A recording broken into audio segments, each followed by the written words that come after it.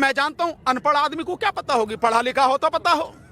अगर पढ़े लिखे प्रधानमंत्री होते तो जो आपसी सहमति वाली बात है जो कल उन्होंने कही कि किसान जब चाहे एग्रीमेंट से बाहर हो सकता है, प्रधानमंत्री जी मैं बता रहा हूं, आपके लॉ मिनिस्टर है ना रविशंकर प्रसाद, जरा उनके सामने कानून की किताब रख के उनको कहना बता यार क्या है इसमें।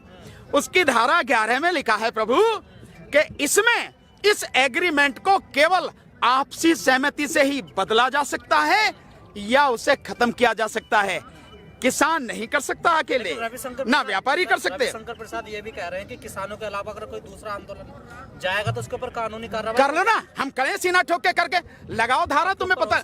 अरे होने से क्या फर्क पड़ता है यार, मैदान जंग में है यार, इनसे कौन घबराता है। 1998 में मेरे पास मुकदमा, मेरे खिलाफ मुकदमा हुआ 21 साथियों के खिलाफ, 5 साल बाद सरकार ने वापस ले लिया। इससे क्या फर्क पड़ता है? क्या इस मुकदमे के डर से हमें वकीलों को डराओगे? तुम्हें शर्म आनी चाहिए। वकील अगर डर गया तो फिर कैसे काम चलेगा? जितना तुम में दम हो, आपके माध्यम से चेतावनी दे रहा हूं, प्रधानमंत्री जी तुम में, तुम्हारे लॉ मिनिस्टर में, तुम्हारे गृह मंत्री में जितना दम हो उतनी कोशिश कर लो, जितने चाहो मुकदमे लगा दो, लेकिन तुम हमें इस आंदोलन का हिस्सा बनने से, इस आंदोलन में संघर्ष करने से, अपने साथियों के साथ खड़े होने से नहीं रोक सकते। हम जीवन के अंतिम सांस तक लड़ेंगे। ना ना, कानून हम क्या समझे? कानून तो मोदी जी समझे। जो मोदी जी ये कह रहे थे ना कि भाई इसमें किसान की फसल अगर बर्बाद हो जाएगी तो किसान की फसल बर्बाद होने पर भी व्यापारी किसान को उसकी कीमत देगा। मोदी जी जरा मैं तो आपको याद दिलाए दे रहा हूं, ये गन्ना किसान देश भर के, इनका 15,683 करोड़ 15,683 करोड़ पिछले 2 साल से पड़ा है। इसमें 12,000 करोड़ पिछले सालों का है, बकाया अब का नए साल का। आप ये नहीं दिलवा सके अभी ने, आप अभी तक ये नहीं दिलवा पाए, तो आप जो बाकी और चीजें कर रहे हो, भड़काने और ये वाली बातें, उनका कोई मतलब नहीं। पहले तो आप 2022 में मिलेगा ना सर? किनको? सब कुछ 2022 में सारी योजनाएं सरकार। हाँ मिलेगा। 2022 में जब मोदी जी की सत्ता जमीन से उखाड़ के फेंक देंगे तब जरूर किसानों को मिलेगा, पक्का मिलेगा। प्रधानमंत्री ने आज एक बात और कही, कल उन्होंने कहा कि दिल्ली में कुछ बैठे लोग मुझे लोकतंत्र पढ़ा रहे हैं। अरे आपको तो कुछ पढ़ाने की जरूरत नहीं है, आप तो पेट में ही पड़ के पैदा हुए थे, क्योंकि 35 साल तो आपने जो भीख मांग के खाया है नहीं है, और पता नहीं कब आपने चाय बेची, कब आपने एमए और बीए कर ली, जो गृह मंत्री इनकी डिग्री दिखा रहे दिल्ली यूनिवर्सिटी की। तो ये जो सारी चीजें हैं, लोकतंत्र हमें पढ़ाने की या आपको पढ़ाने की जरूरत नहीं है। आप जानते नहीं हैं, और आप क्योंकि तानाशाह हैं और इस देश में आप राजतंत्र स्थापित करना चाहते हैं, इसलिए आप संविधान और लोकतंत्र की हत्या कर रहे हैं। अगर आप लोकतंत्र जानते आपके हिसाब से, जैसा आप कह रहे हैं, तो आप लोगों की बात सुनते, लोगों के बीच आते, उनके दुख दर्द को जानने की कोशिश करते। कोरोना में जब लॉकडाउन था तब आप पिछले दरवाजे से कानून लेके आए।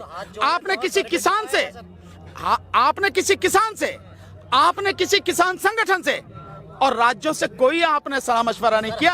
आपने सर भी झुका रहे हैं, हम 4 बार जोड़ लेते हैं, कोई बात नहीं, हम भी हाथ जोड़ लेते हैं। प्रभु, हम भी आपको हाथ जोड़ रहे हैं कि अपनी गलती को मानो और कानून वापस ले लो। बिल्कुल प्रधानमंत्री, नहीं पैर की छूएंगे, ऐसा थोड़ी है कोई पैर छुए, बिल्कुल नहीं छुएंगे सर।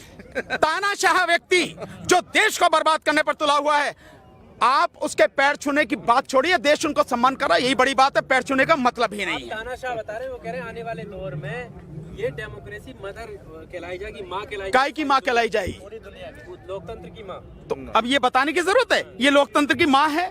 भगवान बुद्ध के जमाने में जाओ, गणतंत्र पढ़ा है, मुझे मालूम है कि आपको इतिहास की जानकारी कुछ भी नहीं है।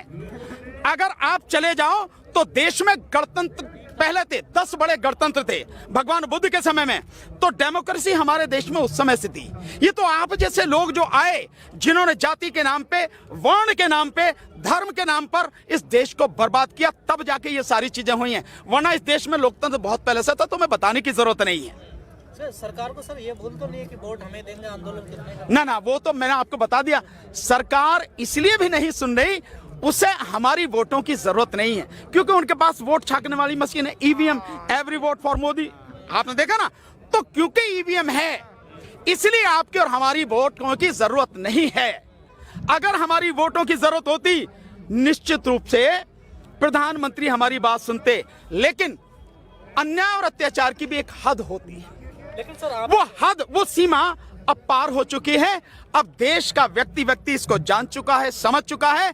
अब आपकी इन झूठी बातों में, बरगलाने वाली बातों में कोई नहीं आएगा, और अब उसका लक्ष्य केवल एक ही है, देश को बचाना, और उसके लिए तीनों कानूनों को वापस करवाना, एमएसपी को कानून लेकिन बनाना। सर ये मामला सुप्रीम कोर्ट में भी क्या लग रहा है सर आपको? नहीं, सुप्रीम कोर्ट जो करे करे, हमें इस बात पे कोई विश्वास नहीं है कि सुप्रीम कोर्ट क्या करेगी क्या नहीं करेगी। मैं तो बहुत स्पष्ट रूप से कहता हूं, इस देश की अदालतें वो न्याय के शब्द को भूल चुकी हैं। अदालतों में फैसले होते हैं, न्याय नहीं होते। आप एडवोकेट बिल्कुल एडवोकेट हूं, तभी बता रहा हूं आपको, तभी कह रहा हूं मैं। जितने लोग जेल में पड़े हैं, 60% वो लोग हैं जिन्होंने कोई गुनाह नहीं किया है। जेलों में जाके देखिए आप, जो उन पे सर्वे होते हैं, रिसर्च आती हैं, उन रिसर्च में जाके देखिए आप।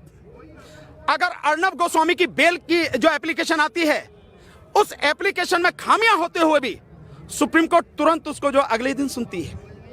लेकिन अगर भीमा कोरे गांव के जो लोग हैं, उनकी एप्लीकेशन आती है इस बात के लिए भी कि इन्हें कम से कम मेडिकल सुविधाएं तो उपलब्ध करा दो, सुप्रीम कोर्ट के पास सुनने को वो समय नहीं है, और कहती है नीचे जाके आप जाओ सुनो।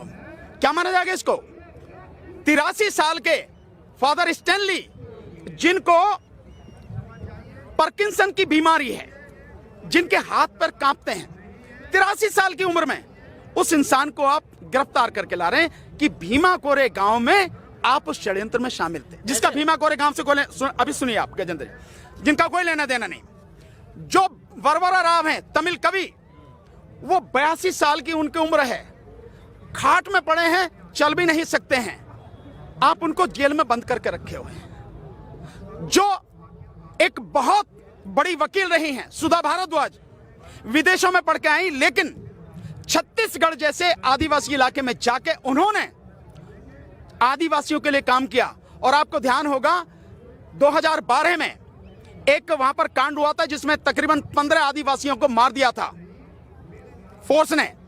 उसके विषय में उन्होंने कहा था कि आदिवासियों की कोई गलती नहीं, वो नक्सलवादी नहीं थे, वो आम नागरिक थे। जिसके विषय में मध्य प्रदेश हाईकोर्ट के एक जज गुप्ता जी, जिनको एक कमीशन जो था, उस कमीशन का उनको चेयरमैन बनाया गया, और अभी 1 साल पहले हुई होगी मुश्किल से, उन्होंने वो रिपोर्ट दाखिल करी, और उसमें उन्होंने वही कहा है जो सुधा भारद्वाज जी ने कहा था, ये लोग कोई नक्सली नहीं थे, महिलाएं भी थी, बच्चे थे, बेगुनाह लोग थे, आम आदमी थे, जिनको फोर्स वालों ने मार दिया। उन्हीं सुधा भारद्वाज को केवल वो आवाज उठाती, इसलिए बंद कर रखा आपने। लेकिन आनंद तेल तुमड़े साहब, जो इतने बड़े विद्वान हैं, 35 किताबें जिन्होंने लिखी हैं, दुनिया की अलग अलग यूनिवर्सिटियों में जिन्होंने पढ़ाया है, आप उनको बंद करें। उनकी चीजें सुनने के लिए आपके पास समय नहीं है, उनकी बेल एप्लीकेशन, उनकी कोई एप्लीकेशन आप सुनने का टाइम नहीं है।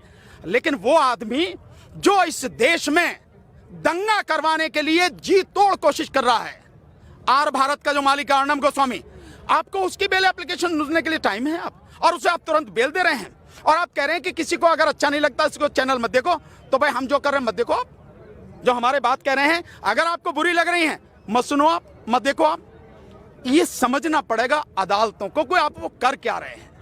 मैं वकील हूं इसीलिए बता रहा हूं, और मैं बहुत सी चीजें आपको बता सकता हूं, और उसके सबूत भी आपको आप ही के माध्यम से आपको रिकॉर्ड भी करवा सकता हूं। अदालतें केवल नाम की रह गई हैं। अगर अदालतें ईमानदारी से काम कर रही होती, न्याय देने की स्थिति में होती, न्याय करती, संविधान की रक्षा कर पाती, संविधान में जो जिम्मेदारी उन्हें दी गई उसे कर पाती, इस देश में इतना अन्याय और इतना अत्याचार नहीं होता, लोग सड़कों पर नहीं होते। आप कह रहे हैं सरकार तानाशाह हो गई है, अदालत को कोई विश्वास नहीं, तो फिर किससे न्याय मिलेगा आपको? सड़क से। मैंने तो पहले भी कहा था, जब सरकार ही तानाशाह हो जाए, सारे जो संवैधानिक संस्थान हैं सरकार के गुलाम हो जाएं, और अदालतों से भी न्याय न मिले, तो केवल एक ही रास्ता है, जन आंदोलन, सड़क का रास्ता। और जन आंदोलन शुरू हो चुका है, जनता सड़क पर है, किसान इस आंदोलन को लीड कर रहे हैं। लड़ाई सबकी है, पर लीड वो कर रहे हैं, सबके लिए लड़ रहे हैं। इसी से ये गंदगी साफ होगी, और अब के जब साफ होगी तो पूरी ही गंदगी साफ होगी। सरकार करे 20 राज्य के किसान हमारे साथ हैं, लिखित में लेटर। मैंने कितने राज्य गिनाए अभी थोड़ी देर पहले आपको? गिने ना आपने? कौन गिना रहे हैं? तो सरकार ये बतावे कि वहां के कौन कौन से किसान हैं। हम तो दिखा देंगे जो किसान बैठे हैं। कौन वीडियो कॉन्फ्रेंसिंग है? वीडियो कॉन्फ्रेंसिंग में आपको क्या पता कि कहां बैठी है? पता है आपको? आप बताओ, आप पत्रकार हो, उनके बताने की बात नहीं, मैं आपसे कह रहा हूं। सरकार तो कुछ भी बताती है। सरकार तो ये भी कहती थी कि आमदनी दुगनी हो गई। छत्तीसगढ़ की एक महिला को लेके आए थे और पुण्य प्रसून वाजपेयी ने तुरंत ही उन्हें नंगा कर दिया था। वहां जाके पूछ लिया था, वो कह रही कोई आए दुगनी नहीं हुई। आ रहा नहीं आ रहा? सर, बाबा रामदेव कह रहे हैं कि प्रधानमंत्री तो सुधारना चाह रहे हैं, लेकिन टाइम लगेगा, धीरे धीरे। रामदेव से कहो पहले तू तो सुधर जा। तीसरे कारपोरेट रामदेव से बोलो, अबे तुझे जो है वो वहां से विदेशों से काला धन था, भूल गया? अब 7 साल से तुझे याद नहीं आ रहा काला धन?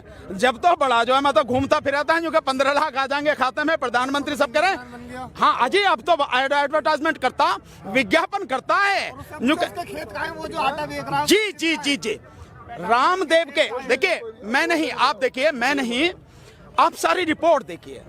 लाला रामदेव के जितने भी प्रोडक्ट हैं, 60% प्रोडक्ट आउट ऑफ डेट हैं, या जो पैमाना है उस पैमाने पर खरे नहीं उतरते हैं। ये रिसर्च बार बार आई है, एक बार नहीं कई बार।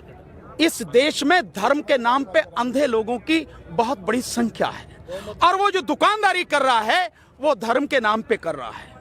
ये सबसे बड़ी दिक्कत है। इसलिए लोगों को सोचना है कि हमें धर्म के नाम पर गुमराह नहीं होना, हमें जो मुद्दे हैं उनकी बात करनी है। रामदेव से ये पूछो, स्वदेशी की बात कर रहा, जिस गाड़ी में घूमे कौन सी है वो? और तू दुनिया को दवाई बांटता फिरा। जब तुझे हार्ट अटैक हुआ या तेरे उसको हार्ट अटैक हुआ तो यही आया ना एम्स में, उसी से ठीक कर लेता है नहीं है? और जिस प्रधानमंत्री की बात कर रहा, प्रधानमंत्री जिस गाड़ी में चलते हैं, 9 गाड़ियों का जो काफिला है, 9-10 का, एक गाड़ी की कीमत 3.5 करोड़ है, और विदेशी गाड़ी है BMW, विदेशी गाड़ी है। स्वदेशी की बात करते हो तो पहले उसमें चलो ना। स्वदेशी की बात करते हो और सिर्फ अपने घूमने के लिए प्रधानमंत्री 10,000 करोड़ का जहाज खरीद के ले आए, और इस 10,000 करोड़ में 10 रफेल आते, 10 रफेल, जो पूरे पाकिस्तान के लिए काफी थे। लेकिन एक प्रधानमंत्री अपने लिए 10,000 करोड़ का विमान लाता है, और वो स्वदेशी की बात कर रहे हैं। तो ये जो सारी चीजें हैं, दुनिया समझती है, सब समझती है। हाथी के दांत दिखाने के कुछ और खाने के कुछ और। प्रधानमंत्री